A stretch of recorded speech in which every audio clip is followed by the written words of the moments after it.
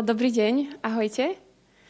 Moje meno je Lenka a ja vám dneska porozprávam o cirkulárnej ekonomike, ak budem vedieť teda prepínať slajdy. Takže sekundu. Takže ešte raz ďakujem veľmi pekne a ja som Lenka, budem vám rozprávať o cirkulárnej ekonomike a o našom projekte Bloxy. To znamená, že sa budem snažiť to aj priamo aplikovať na projekt, na ktorom pracujeme momentálne. Povedzte mi, že ktorým z vás je aspoň jeden z týchto obrázkov nejakým spôsobom familiárny? A viem, že to je asi ešte mladšia generácia, ale super, že sú aj ľudia, ktorí si pamätajú na štopkanie ponožiek. V podstate sa tým snažím povedať, že cirkulárna ekonomika nie je nič nové. Je to niečo, k čomu sa vlastne musíme nejakým spôsobom vrátiť a možno, že to vylepšiť modernými technológiami. Na týchto dvoch fotkách nehľadajte 5 rozdielov, ale hľadajte na tom jeden spoločný znak. Áno, som to ja, vždy s novým účesom. A v podstate tým spoločným znakom sú tie šaty. Tieto fotky sú spred 30 rokov plus. Áno. A tie šaty sú vlastne modulárne šaty, ktoré so mnou rástli. To znamená, že moji rodičia teda nemuseli mi zháňať každý rok nové oblečenie, ale vlastne som mala jedny šaty, ktoré som jednoducho nosila niekoľko rokov. No a tento nápad dávam vonku, kľudne sa ho chopte, pretože podľa mňa je to úžasný, inovatívny nápad. A aby som povedala teda ešte niečo o sebe, toto som ja taktiež. Môj background je marketing, nie som vedec. A pracovala som v agentúrach, mala som svoju vlastnú agentúru, povyhrávali sme takéto všetky skvelé shiny ocenenia. Ale začala som sa zamýšľať, že kde by som mohla tie moje schopnosti využiť a tie zručnosti a skúsenosti na to, aby som začala riešiť nejakú tému, ktorá ma naozaj trápi. A prišla som na to, že je to sustainability a udržateľnosť. A preto som sa rozhodla, že teda svoje zameranie presmerujem trošku ku cirkulárnej ekonomike a začala som sa vzdelávať. Zobrala som nejaké kurzy z Cambridge, z Climate Geek a minulý rok sme sa v Zürichu zúčastnili Klimatonu, kde som si našla svoj tím, pitchli sme náš produkt a podarilo sa nám vyhrať. A preto na tomto produkte pracujeme vlastne odvtedy. Ale hlavným dôvodom je toto. Je to drevený odpad, ktorý vzniká 200 000 tón tohoto odpadu každý rok vzniká len vo Švajčiarsku. A z toho vlastne 53% toho nábytku, ktorý vlastne dokážete znova použiť, 53% je úplne v bezchybnom stave, to znamená, že môžete ho znova použiť. Z toho 100%, keď trošku renovujete, tak ho môžete používať znova, ale len 17% túto druhú šancu naozaj dostane. Dôvodom je lineárna ekonomika, to znamená take, make, waste. Vezmeme nejaký zdroj z prírody, niečo vyrobíme, začneme to používať, väčšinou na veľmi krátku dobu a skončí to kde? Preč. Odhodíme to preč, ale kde je preč? Preč neexistuje. A preto sa toto musí zmeniť a musíme transformovať lineárnu ekonomiku na tú cirkulárnu. To znamená, že keď to chceme odhodiť preč, tak ten odpad je zdroj. Odpad je zdroj. Cirkulárna ekonomika a produkty cirkulárnej ekonomiky musíte hneď pri dizajnovaní rozmýšľať, čo vznikne počas toho, ako vyrábate ten produkt, počas toho, ako ho používate a čo vznikne, keď sa prestane používať. Nedáva absolútne žiadny zmysel, aby ja ako firma som si nejaký produkt alebo materiál kupovala, ak som taký istý vyhodila pred chvíľočkou. Nedáva to komerčný zmysel, nedáva to zmysel pre životné prostredie, ani pre zdravie ľudí a iných tvorov na Zemi. A preto to musíme všetko premyslieť znova. To znamená, keď dizajnujem nejaký produkt, vytváram nejaký, môže to byť kľudne aj digitálny produkt, tam tiež vzniká odpad v určitých emisiách. Čiže musíme sa tým zamyslieť, že vieme to spraviť tak, aby odpad nevznikol, alebo aby ten odpad môj bol zdrojom pre nejaký iný produkt. Je naozaj potrebný ten môj produkt?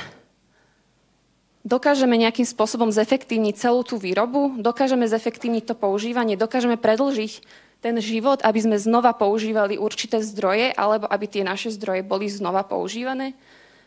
Je ten náš produkt plne opraviteľný a je vyrobený z materiálov, ktoré sú neškodlivé, ktoré sú recyklovateľné?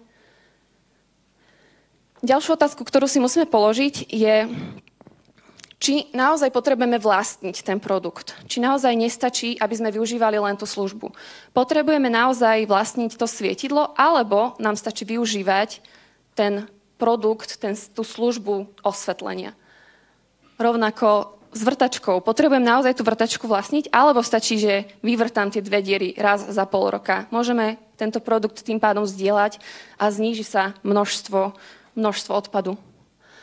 Cirkulárny dizajn, keby som to chcela zhrnúť, tak v podstate je to dizajn, kde eliminujete odpad.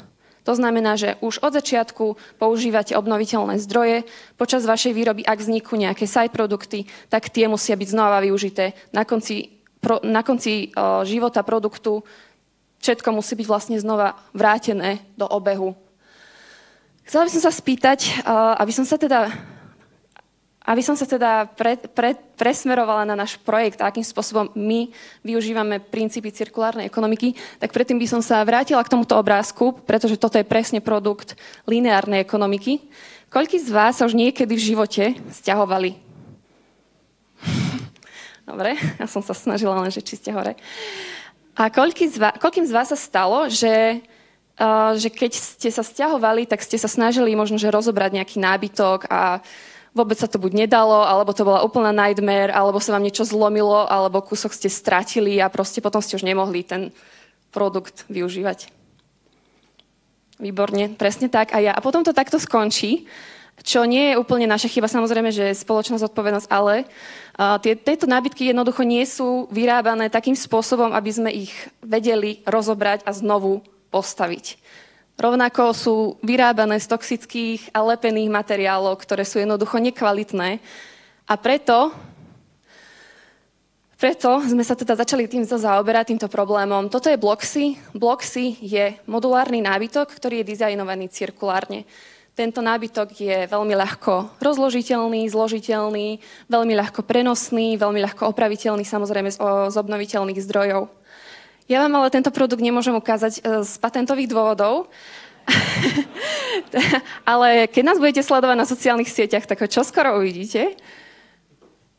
Ale môžem vám povedať, že toto je náš tím.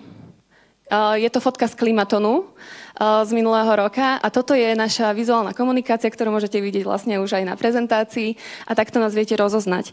A keby som vám mala povedať možno, že jednu vetu o tom, ako ten produkt vyzerá, tak my to interne voláme, že Lego meets IKEA, but sustainably. To znamená, že si môžete napríklad postavíte si poličku, potom si potrebujete postaviť väčšiu poličku, potom si z tej poličky potrebujete postaviť napríklad stolík a tak ďalej. Mám končiť? Pomaličky.